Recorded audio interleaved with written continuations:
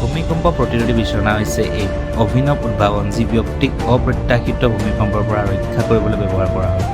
2008 চনত চীনত সংঘটিত হোৱা ভয়াৱহ ভূমিকম্পৰ পিছত ৱাংৱানচি নামৰ এজন চীনা উদ্ভাৱকে ইয়াক উদ্ভাৱন কৰিছিল। এই বিচনাখনে চেন্সৰৰ জৰিয়তে ভূমিকম্পৰ সংকেত ধৰা পেলায় আৰু লগে লগে ব্যক্তিজনক তলৰ ছাৰ্ভাইভেল চেম্বাৰলৈ নমাই আনে। ব্যক্তিজন এবাৰ চেম্বাৰত উপস্থিত হ'লে ইয়াক সম্পূৰ্ণৰূপে বন্ধ কৰি দিয়া হয়, যাৰ ফলত নিৰাপদ স্থান পোৱা যায়। এই বিচনাখন উচ্চ শক্তিৰ সামগ্ৰী যেনে তীখাৰে নিৰ্মিত, যিবোৰ যথেষ্ট শক্তিশালী যাতে ভিতৰৰ ব্যক্তিজনৰ কোনো ক্ষতি নকৰাকৈ অট্টালিকা ভাঙিলে সহ্য কৰিব পাৰে। চেম্বাৰৰ ভিতৰত অতি আৱশ্যকীয় সামগ্ৰী যেনে খাদ্য, পানী আৰু প্ৰাথমিক চিকিৎসা কিট সংৰক্ষণ কৰা হয়, যিয়ে উদ্ধাৰ অভিযান আৰম্ভ নোহোৱালৈকে ব্যক্তিজনক সহায় কৰিব।